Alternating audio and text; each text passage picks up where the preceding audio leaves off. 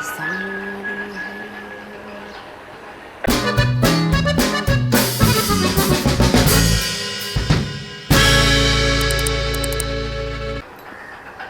मधुस जो दिल कहे कि इस खूबसूरत फैमिली को मेरा प्यार भरा नमस्कार, आदाब। दिल की गलियों से होते होते आज गाड़ी रुक गई है जाकर 1969 की खामोशी मूवी के पास। जैसा मैं हमेशा कहती हूँ, पुरानी फिल्में गानों से याद आती हैं और जब उनको देखने बैठो तो ऐसा लगता है कि आज ऐसी फिल्में क्यों नहीं बन रही। तो सबसे पहले कहानी की ही बात करते हैं। एक हॉस्पिटल है, मेंटल असाइलम, जहाँ पर दिमागी मरीज़ों का इलाज किया जाता है। वहाँ पर एक नर्स है, राधा, यानी कि हमारी वहीदा रहमान। एक इश्क में मार खाया हुआ यंग लड़का मेंटल असाइलम में आता है, जिसका दिमाग पूरी तरीके से उस रिश्ते के टूटने की वजह से ख़त्म हो चुका है।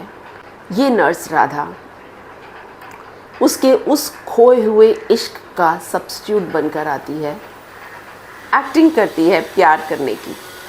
पेशेंट नंबर 24, जिसका नाम है देव, उसको राधा अपने प्यार से ठीक करती है और प्यार की एक्टिंग करते करते वो सच में उसको प्यार करने लगती है।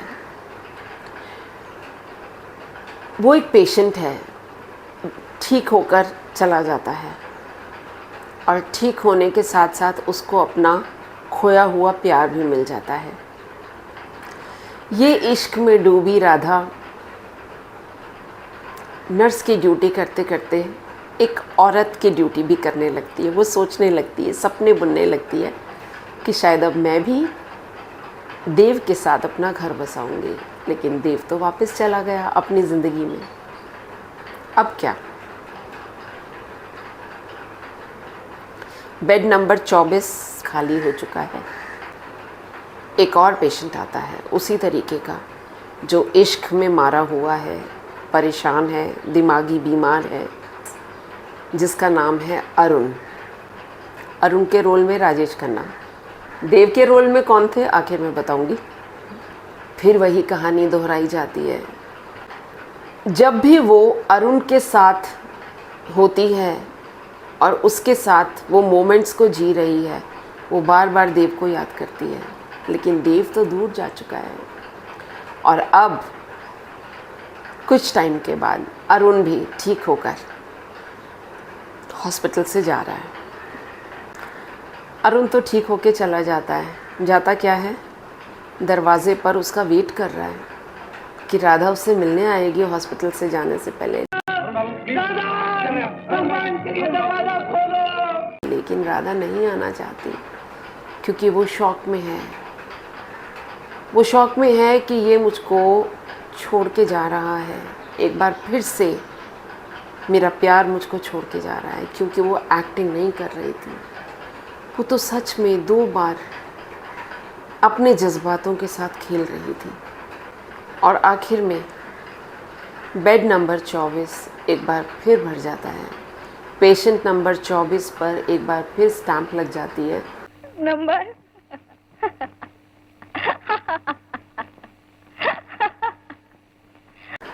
लेकिन इस बार स्टैंप लगती है राधा की। स्टोरी बताने में कोई हर्जा नहीं है, क्योंकि इतनी पुरानी मूवी है। अगर आप लोगों ने देखी है तो आप लोगों को भी स्टोरी पता है, और नहीं भी देखी तो मेरे इस जिस्ट को बताने से आपकी मूवी को देखने के जो भावनाएं होंगी वो ख़त्म नहीं होंगी, बढ़ जाएंगी। इसके इमोशंस पे ध्यान दीजिएगा।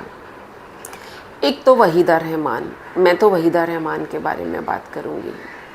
Waheeda Rehman in the role of nurse Radha.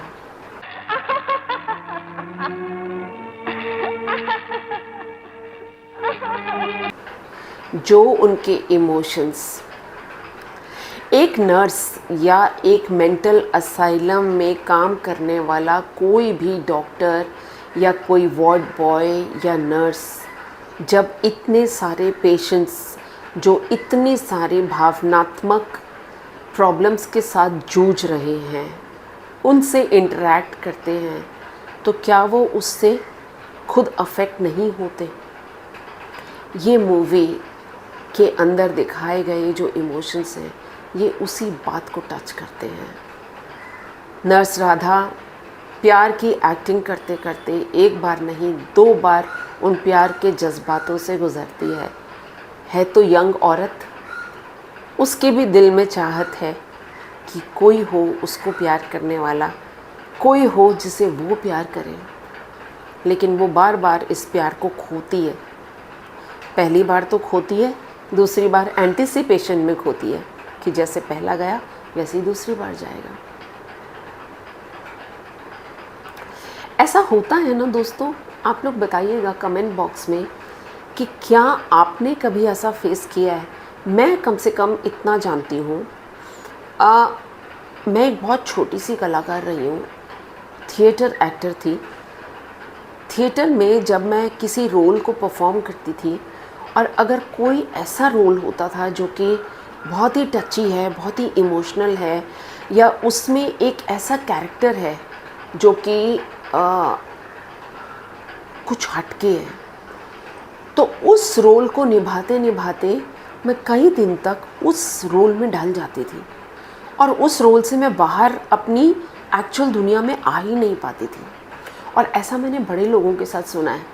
अभी रिसेंटली एक इंग्लिश मूवी आई थी जोकर, उसमें भी एक फिनिक्स जो जोकर का रोल अदा किए थे, मेन कैरेक्टर जो थे, उनके बारे में मैंने सुना था कि इस रोल के लिए एक तो उन्होंने अपना वेट बहुत रिड्यूस किया था और साथ ही साथ उसके इमोशंस में वो इतना ढल गए थे कि उनको रात को नींद नहीं आती थी, उनको बहुत दिमाग उनका परेशान रहता था। तो ये होता है दोस्तों। तो यही सोचिए कि एक एक्टर जब एक एक्टिंग कर रहा है, एक परफॉर्मेंस दे रहा है, उसमें वो इतना ढल जाता है। तो ये लोग जो इतने सारे इमोशनली इम्बैलेंस्ड पेशेंट्स के साथ डील करते हैं, डॉक्टर्स एंड नर्सेज वगैरह, क्या ये लोग उन इमोशंस के साथ जूझते नहीं होंगे डेली? या तो वो इतने हार्टलेस हों, जो एक ह्यूमन होते हुए तो कोई नहीं हो सकता। तो दोस्तों, मेरे कहने से एक बार दिल की गलियों से होते हुए इस मूवी को ज़रूर देखिएगा। यूट्यूब पर अवेलेबल है और मैं उसका लिंक नीचे दे रही हूँ। गानों की बात करती हूँ। एक तो डायलॉग्स और लिरिक्स जो हैं वो हैं गुलजार साहब के। क्या उसके वर्डिंग्स हैं, हमने देखी है इन आँखों की महकती खुशबू, हाथ से छू के इसे रिश्तों का इल्ज़ाम न दो।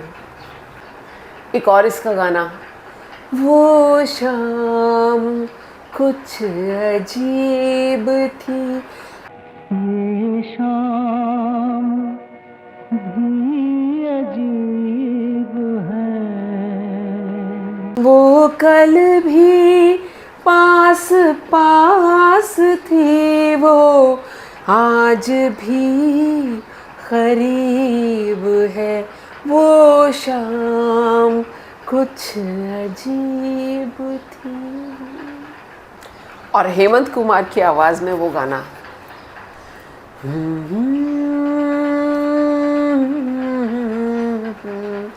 पुकार लो।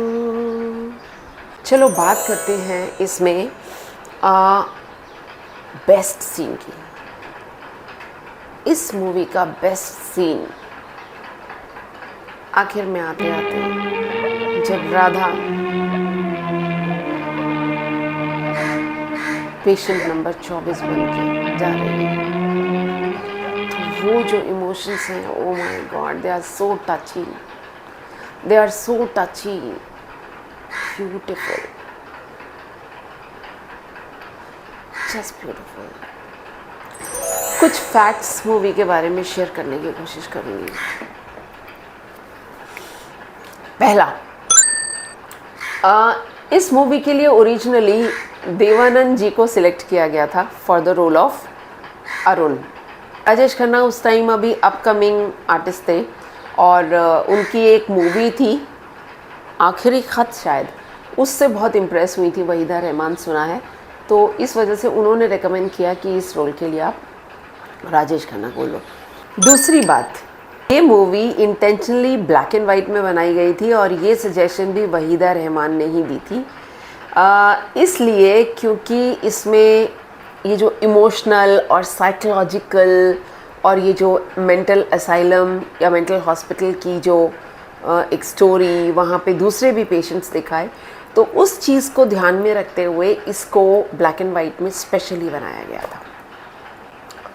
एक और फैक्ट, ओरिजिनल ये मूवी बंगाली में बनी हुई है, दोनों के डायरेक्टर असित सेन थे और जो बंगाली मूवी थी दीप जुएले जाई, ये मूवी में सुचित्रा सेन थी और कहते हैं कि वहीदा जी ने कहा था ये मूवी अपनी वाली बनने के बाद, खामोशी बनने के बाद, कि सुचित्रा सेन ने अपनी जो मूवी बंगाली मूवी में काम किया था वो मेरे से ज़्यादा अच्छा है, ऐसा सुनने में आया था। लेकिन इस मूवी के लिए वहीदा जी को नॉमिनेट किया गया था फिल्म फेयर अवार्ड के लिए, however she did not get it. एक और बात देखो, कितनी सोच रखी जाती थी उस टाइम पे। धर्मेंद्र कुमार ने देव का रोल परफॉर्म किया, जो कि पहला पेशेंट नंबर 24 जिससे एक्चुअली नर्स राधा को प्यार हो जाता है, लेकिन धर्मेंद्र कुमार का चेहरा सामने से एक बार भी नहीं दिखाया गया, सिर्फ बैक या फिर एक सिर्फ सीन था जिसमें साइड पोज में यू कुड मेक आउट कि yes he is Dharmendra Kumar. जो बहुत अच्छे से जानते हैं धर्मेंद्र कुमार को, जो नहीं जानते वो तो उतने हल्के से में पहचान भी नहीं पाएंगे कि वो धर्मेंद्र कुमार हैं। तो ये भी एक डायरेक्टर का दिखाने का तरीका कि the past is being shown from the back. अच्छा है, बड़ा अच्छा है। ब्यूटीफुल मूवी, ब्यूटीफुल सॉन्ग्स, आप खो जाएंगे इस 2 घंटे की मूवी में। यूट्यूब पर 2 घंटे की है, ओरिजिनली पता नहीं कितने समय की बनी थी, हो सकता है कुछ कट्स हो। तो चलिए देखिए दिल की गलियों से, फिर किसी और मोड़ पर रुकेंगे अगले हफ्ते। दिल बहल तो जाएगा इस ख्याल से, हाल मिल गया तुम्हारा अपने हाल से, दिल बहल तो जाएगा इस ख्याल से, हाल मिल गया तुम्हारा अपने हाल से, रात ये करार की बेकरार है, तुम्हारा इंतजार है।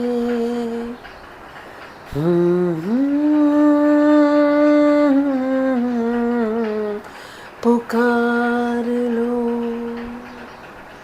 लिरिक्स उल्टे सीधे कर दिए हो तो माफ़ी चाहती हूँ, बट मैं बस खो गई। ब्यूटीफुल सॉन्ग्स ज़रूर देखिएगा। बाय।